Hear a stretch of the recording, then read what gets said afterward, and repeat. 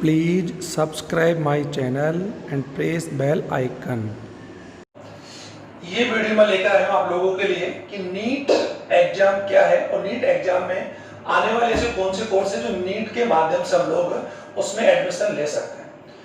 General student NEET से पहले तो AIPMT एग्जाम कंडक्ट होता था जिसे हम लोग ऑल इंडिया AIPMT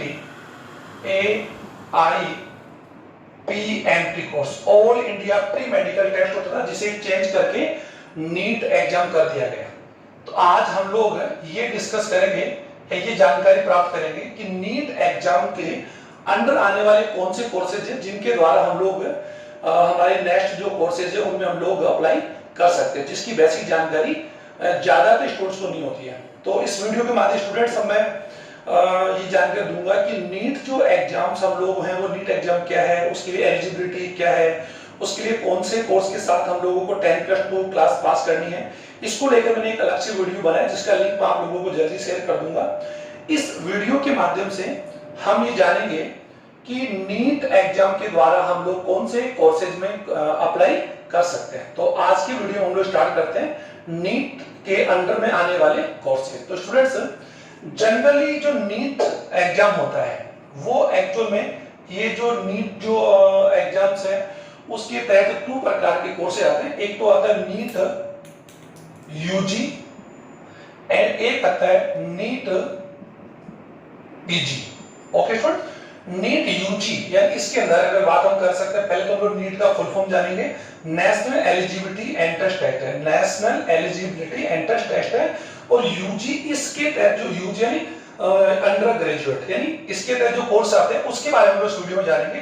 एक होता है नीट पीजी, ये एग्जाम उन स्टूडेंट्स के लिए होता है जिन्होंने नीट यूजी जो कोर्सेज कर चुके होते हैं, जैसे लाइक MBBS है, BDS है, वो कोर्स करने के बाद जो पोस्ट ग्रेजुएट जो कोर्स होते हैं वो नीट इस एग्जाम यानी इस एंट्रेंस कैसे गुजरते हैं उसको लेकर हम लोग एक अलग वीडियो डिस्कस करेंगे।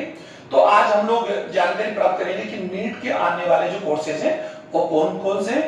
इसको लेकर स्टूडेंट्स आपको YouTube पर बहुत सारे वीडियो मिल जाएंगे, लेकिन मैंने ये वीडियो कुछ हटके बनाने का प्रयास किया ताकि मैं आप लोगों के सभी जो क्यूरीज हैं या जो भी आप लोगों की जो जानकारी है मैं आप लोगों के साथ शेयर कर सकूं।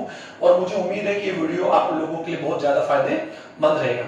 जो स्टूडेंट्स इस वीडियो पर पहली बार आए वो इसको सब्सक्राइब कर दें और बेल आइकन को दबा दें, जिससे आने वाले जितने भी मोटिवेशनल वीडियो जो होंगे आप लोगों के लाइफ को लेकर, आप लोग जो कंफ्यूज होते हैं, क्योंकि इंडिया में जो स्टूडेंट जो हमारी एजुकेशन जो एक्चुअल में जो एजुकेशन की जो पॉलिसी है वो एक यूं कह सकते हैं कि हम यहाँ पर कंफ्यूज रहते हैं। और कंफ्यूजन का सबसे बड़ा रीजन होता है कि हम लोग डिग्री के पीछे भागते हैं या मार्क के पीछे भागते हैं।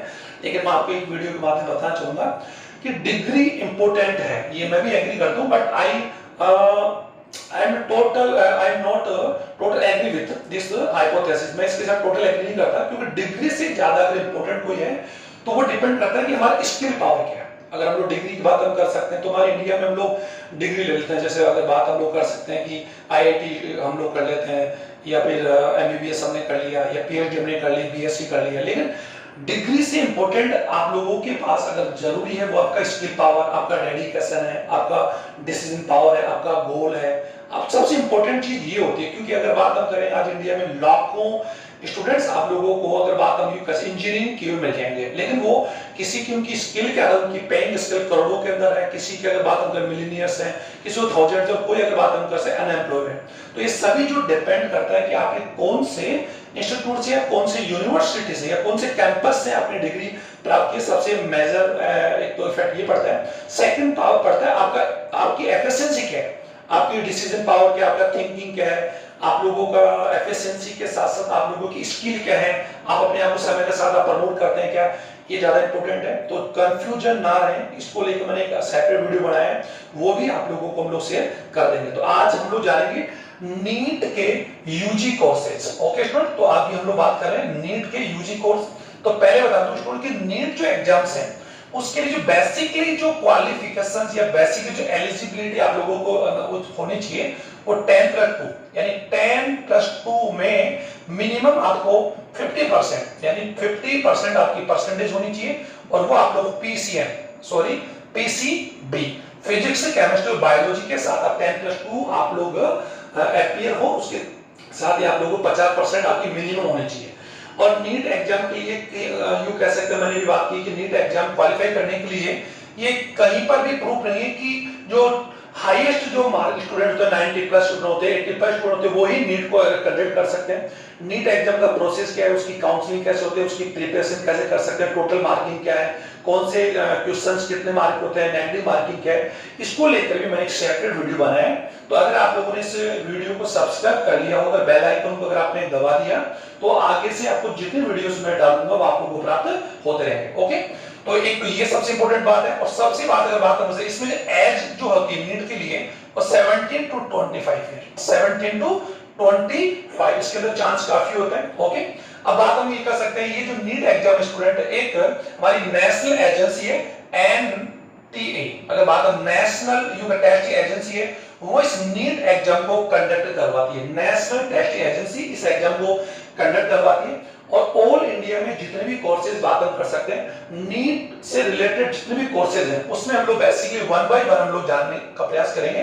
तो स्टूडेंट सबसे पहला जो इसमें कोर्स आता है वो आता है एमबीबीएस। मैंने यहाँ पर सभी जो कोर्सेज हैं सभी कोर्सेज लिखे हैं, उनके ड्यूरेशन लिखी है। ड्यूरेशन के साथ साथ मैंने ये बताने का प्रयास किया है कि कौन सी कोर्स की एकेडमिक जो ड्यूरेशन है वो क्या है और उसका जो इंटर्नशिप है वो कितनी ईयर का है, और उससे इस कोर्स को करने के बाद में कोई भी अगर जो कैंडिडेट होगा है उसको स्टार्टिंग जो सैलरी क्या होगी वो भी हम लोग अप्रोक्सीमेट डिस्कस करेंगे। ओके, तो इसको ढंग से आप लोग वीडियो को लास्ट तक देखें। सबसे पहला जो कोर्स स्टूडेंट्स जो जनरली नीट एग्जाम के माध्यम से, यानी कह सकते हैं कि नीट अपियर के बाद ही आपके जो टेस्ट मार्किंग है उसके बेस पर आपको काउंसलिंग मिलती है। तो सबसे जो पहला कोर्स है वो है एमबीबीएस। हम लोग पहले कोर्सेज की बात बताते हैं, एमबीबीएस है, सेकंड कोर्स है बीडीएस है। ये दोनों कोर्स स्टूडेंट्स जो नीट के माध्यम ऑल इंडिया में जितने भी यूनिवर्सिटीज है वो सभी गवर्नमेंट और प्राइवेट जितनी भी है वो नीट एग्जाम कंडक्ट के माध्यम से ही आप लोगों को काउंसलिंग के माध्यम से एंट्रेंस या आपको यू कर सकते हैं एडमिट किया जाता है। ओके, और बाकी जो कोर्सेज लोग डिस्कस करते हैं वो नीट के माध्यम से होते हैं, लेकिन कुछ ऐसी यूनिवर्सिटीज हैं, अगर बात हम कर साउथ की बात हम कर सकते हैं या अगर हम लोग यूपी या अन्य स्टेट की बात हम करें वहां पर कुछ ऐसी यूनिवर्सिटीज है जो अपने बेसिक लेवल पर अपने लेवल पर अपना खुद का एंट्रेंस एग्जाम करवा के या कंडक्ट करवा के स्टूडेंट्स को काउंसलिंग करवाती है। ओके स्टूडेंट, तो ये हम लोग डिस्कस करेंगे। सबसे पहला कोर्स हमारा एमबीबीएस। ओके, तो पहले कोर्स को लेकर हम बात करें स्टूडेंट, इस कोर्स का अगर फुल फॉर्म अगर बात हम कर सके तो bachelor of medicine and bachelor of surgery. इसका फुल फॉर्म आप लोग आराम से सुन लें, bachelor of medicine and bachelor of surgery. इसका एक यू कैसे फुल नेम ये होता है। इसका जो ड्यूरेशन स्टूडेंट जो इसकी जो ड्यूरेशन जो होता है इस कोर्स का वो 5.5 ईयर होता है, 5.5 ईयर। इस 5.5 ईयर के अंदर स्टूडेंट इसमें क्या होता है 4.5 ईयर, ये तो क्या होता है एकेडमिक होता है, ये आप समझ गए होंगे, यानी इसमें तो आप लोगों की स्टडी होती है एकेडमिक ईयर होता है, और 1 ईयर का इसके अंदर स्टूडेंट आपको एंट्रेंसशिप करनी पड़ती है, यानी एंट्रेंसशिप करनी पड़ती है। तो ये टोटल जो कोर्स है वो अप्रोक्सीमेटली 5.5 ईयर का होता है। इस कोर्स को करने के बाद जो भी व्यक्ति एमबीबीएस करता है उसके नेम क्या है डॉक्टर लग जाता है। और उसके बाद में अगर बात जो एमबीबीएस के बाद में काफी कोर्सेज जैसे हैं जो लोग नीट पीजी एक टेस्ट लगता है उसके माध्यम से वो कोर्स हम अप्लाई कर सकते हैं। इसमें स्टार्टिंग सैलरी एमबीबीएस करने के बाद में अगर व्यक्ति की स्टार्टिंग सैलरी उसके स्किल पर डिपेंड करती है, मैं बता दी कि परसेंटेज से ज्यादा डिपेंड करता है उसका स्किलिंग पर, इसका यूज कर सकते हैं कि उसकी स्किल्स क्या है, उसकी अपॉर्चुनिटीज क्या है, उसके प्रैक्टिस क्या है वो डिपेंड करता है। तो स्टार्टिंग सैलरी 15,000 टू 75,000 यानी इसकी अर्निंग होती है। और जैसे यू कैसे day by day year by year जब आप लोग एक्सपीरियंस गेन कर लेते हैं तो आपकी जो सैलरी होती है वो स्टूडेंट लाखों में पहुंच जाती है, बिलियनियर्स में पहुंच जाती है, और वो डिपेंड करता है आप लोगों की विल पावर। ओके, तो हमारा पहला कोर्स हमने ये देखा। अब हमारा सेकंड जो कोर्स है वो है बीडीएस। ओके स्टूडेंट, बीडीएस का फुल अगर बात हम कर सकते हैं बैचलर ऑफ डेंटल सर्जरी, अगर बात हम कर सकते हैं ये डेंटल सर्जरी बोलते हैं, ये दांतों के डॉक्टर बोलते हैं। जनरली इसको लेकर बात ये कर सकते हैं कि बीडीएस यानी ज्यादातर कैंडिडेट्स या ज्यादातर पेरेंट्स अपने स्टूडेंट को बीडीएस में नहीं डालना चाहते हैं। तो मैं बता दूं कि बीडीएस का कोर्स भी नीट क्वालिफाई करने के बाद आपकी जो मार्किंग आती है उसके आधार पर ही या उसके बेस पर ही आप लोगों को एंट्रेंस या उसके आधार पर आप लोगों को एडमिशन मिलता है। और आज करंट में अगर बात हम कर सकते हैं तो बीडीएस जिसकी प्रैक्टिस अच्छी है वो व्यक्ति लाखों रुपए से यानी कह सकता है बहुत रुपए कमा सकता है, उसकी प्रैक्टिस डिपेंड करता है। तो बीडीएस भी आप लोगों के लिए बेस्ट चॉइस हो सकती है। अगर आपको बीडीएस मिलता है तो मैं तो ये कहूंगा कि आप लोगों को ऐसी अपॉर्चुनिटी छोड़नी नहीं चाहिए। ओके, बीडीएस का फुल इसका जो ड्यूरेशन होता है इसका 5 ईयर होता है, यानी इसके अंदर यूं कह सकते हैं 5 ईयर के अंदर 4 ईयर इसका एकेडमिक होगा और 1 ईयर इसका क्या होगा, इंटर्नशिप होगी। ओके, वही बेसिक से यानी अप्रोक्स इसका टाइम इसके इक्वल ही है। इसके अंदर जो बेसिकली जो स्टार्टिंग सैलरी की बात हम कर सकते हैं 22 to 40,000। ये स्टूडेंट ये मेरे बेसिकली जो मेरा पर्सनल एक्सपीरियंस उसको देख के बता रहा हूं, लेकिन अगर आपकी प्रैक्टिस अच्छी है, अगर आप प्रैक्टिस अच्छी करते हैं तो ये आपकी सैलरी डे बाय डे और ईयर बाय ईयर इंक्रीज हो सकती है। वो तो हम जानते हैं हर प्रोफेशन के अंदर जितना हमारा डेडिकेशन होगा, जितना हमारी प्रैक्टिस अच्छी होगी, जितना हमारा एफिशिएंसी अच्छी होगी, हमारा विल पावर जितना अच्छा होगा, वर्किंग कैपेसिटी जितनी अच्छी होगी, हम लोगों की अर्निंग भी उतनी अच्छी होगी। ओके, नेक्स्ट हमारा जो कोर्स है, ये जो दो कोर्स ही बताइए नीट के माध्यम से यानी नीट टेस्ट के माध्यम से आप मीडियम के माध्यम से आप लोगों को उसमें इंटरेस्ट मिलता है। ओके, नेक्स्ट है बीएसएमएस। ओके, तो इसका फुल फॉर्म अगर बात हम कर सकते बैचलर ऑफ सिद्धा एंड यू कह सकते हैं, सिंपली बात है बैचलर सिद्धा एंड मेडिसिन एंड सर्जरी। इसका फुल फॉर्म है बैचलर ऑफ सिद्धा एंड मेडिसिन एंड सर्जरी। इसका फुल जो कोर्स है, जो ड्यूरेशन स्टूडेंट 5.5 ईयर है। इसका भी एकेडमिक ईयर की बात हम कर सकते हैं, इसका एकेडमिक ईयर 4.5 यानी एकेडमिक यानी आपकी स्टडी होती है और 1 ईयर का इसके अंदर आपको एंट्रेंसशिप मिलता है। ओके स्टूडेंट, इसका भी बेसिकली अगर हम लोग सैलरी की बात हम कर सकते हैं तो अप्रोक्स लेकर बात हम कर सकते हैं 25 to 40,000। ये बेसिकली स्टार्टिंग पेस के बता रहा हूं। नेक्स्ट जो कोर्स इसके अंदर आता है बीएएमएस। स्टूडेंट ये क्या है, बैचलर ऑफ सिद्धा एंड मेडिसिन एंड सर्जरी। ये इसको समझेंगे, ये भी एक बहुत अच्छा कोर्स जिसके बारे में जानकारी ज्यादा स्टूडेंट को नहीं होती। बीएएमएस ये जो कोर्स हम लोग लेकर आए स्टूडेंट, इसमें क्या होता है, इसका जो फुल फॉर्म अगर बात हम कर सकें bachelor you can bachelor in medicine surgery या bachelor of Ayurvedic medicine and surgery. इसको आप लोग ऐसे भी कह सकते हैं आयुर्वेदिक कोर्स है। ये आयुष मंत्रालय के द्वारा यू कह सकते हैं कि गठित कोर्सेज हैं जिनमें एंट्रेंस भी नीट के माध्यम से प्रोवाइड होता है, लेकिन ये वो कोर्सेज है जिन्हें कई यूनिवर्सिटीज बिना नीट के भी अपने बेसिक आधार पर भी एंट्रेंस करवा कर में एडमिशन लेती है। ओके, इसका ड्यूरेशन की बात हम करें वही 5.5 ईयर है और इसके अंदर वही अगर बात हम स्टार्टिंग की जो एकेडमिक ईयर जो इसका होता है वो 4.5 ईयर, 4 का मतलब 4 and half and hour. Okay, half and year. Okay, और इसके अंदर 1 ईयर का एंट्रेंसशिप यानी 1 ईयर का इसमें क्या होगा, एंट्रेंसशिप मिलेगा। ओके स्टूडेंट्स, इसके बेसिक इस कोर्स ही करने के बाद आयुर्वेदिक यानी इसके द्वारा जो डॉक्टर होंगे वो आयुर्वेदाचार्य होंगे और वो भी उनकी भी प्रैक्टिस अगर अच्छी होती है तो उनकी पेइंग स्केल स्टार्टिंग 25 to 50 या 40,000 और इसके अंदर गवर्नमेंट चांसेस बहुत अच्छे हैं। ओके स्टूडेंट, अब बात हम कैसे बीएचएमएस अगर बात नेक्स्ट हमारा कोर्स है वो है सर स्टूडेंट्स को हमारा है bachelor of homeopathy medicine and surgery, यानी ये आयुर्वेद से रिलेटेड है और ये दोनों कोर्स स्टूडेंट एलोपैथी से। किससे, एलोपैथी यानी जिसे हम लोग अंग्रेजी थेरेपी भी थेरेपी वो भी कह सकते हैं, लेकिन ये दोनों कोर्स अगर बात ये होम्योपैथी रिलेटेड है और ये किससे रिलेटेड है, आयुर्वेद और ये होम्योपैथी। इसका फुल फॉर्म है bachelor of homeopathy medicine in surgery. इस कोर्स का ड्यूरेशन ईयर भी 5.5 ईयर है जिसमें 4.5 ईयर एकेडमिक ईयर होता है और 1 ईयर का एंट्रेंसशिप मिलती है। ओके, इसमें भी आप लोगों की प्रैक्टिस या सैलरी जो बेसिस है अप्रोक्स यू कैसे 40 to 50,000 हो सकती है। ओके, इसमें आप लोग खुद का पर्सनल क्लिनिक खोल सकते हैं, अपने खुद के क्लिनिक पर आप प्रैक्टिस कर सकते हैं, अपना खुद का हॉस्पिटल डाल सकते हैं, किसी गवर्नमेंट या प्राइवेट हॉस्पिटल में आप गवर्नमेंट के लिए अप्लाई कर सकते हैं। अगर गवर्नमेंट बन जाते तो आप लोग कर सकते हैं मेडिकल ऑफिसर भी बन सकते हैं। ओके, नेक्स्ट हमारा कोर्स है बीएनवाईएस। ये जो कोर्स है ये भी एक बहुत ही वर्तमान समय या वर्तमान हमारी कह सकते हैं कि जिसे लाइफ स्टाइल की बात हम कर सकते हैं। हमारे लाइफ स्टाइल के अंदर फिजिकल जो एक्टिविटीज है वो बहुत ही ज्यादा लैप्स होती जा रही है, बहुत ही ज्यादा यूं कह सकते हैं कि घटती जा रही है, क्योंकि फिजिकल एक्सरसाइज के नाम के ऊपर हम लोग कुछ भी नहीं कर सकते हैं या कुछ भी नहीं कर रहे। वर्तमान अगर बात संसाधन ज्यादा जुटा लिए तो ये कोर्स अगर कोई स्टूडेंट कर लेता है तो वो अपने यूं कह सकते हैं लोगों दूसरे लोगों की सर्विस के साथ साथ वो अपने सोशल और इकोनॉमिकल लेवल को बहुत अच्छा कर सकता है। इसका फुल फॉर्म स्टूडेंट क्या है, बैचलर ऑफ नेचुरोपैथी योगिक अगर बात यूं कर सकते योगिक साइंस, यानी इसके द्वारा योगा के माध्यम से या नेचुरोपैथी यानी नेचुरोपैथी के द्वारा हम लोग पेशेंट का ट्रीटमेंट करते हैं। ओके, इसका जो ड्यूरेशन है वो 5.5 ईयर है और वो भी आपकी प्रैक्टिस की सैलरी की बात हम कर सकते हैं। तो सैलरी को ज्यादा मैं डिस्कस नहीं करूंगा स्टूडेंट, तो सैलरी आपके विल पावर पर और आपकी प्रैक्टिस पर डिपेंड करेगी। ओके, इसके बाद हमारा नेक्स्ट जो कोर्स है जो नीट एंट्रेंस के माध्यम से ये कह सकते हैं कि नीट एंट्रेंस के अंदर आते हैं बीपीटी बैचलर ऑफ फिजियोथेरेपी। ये फिजियोथेरेपी कोर्स है, बैचलर ऑफ फिजियोथेरेपी। मैं स्टूडेंट जो फुल फॉर्म बता रहा हूं और मैं एक अलग वीडियो में इनके फुल फॉर्म भी आपको लिख दूंगा। बैचलर ऑफ फिजियोथेरेपी, इसका जो ड्यूरेशन है स्टूडेंट 4.5 ईयर है।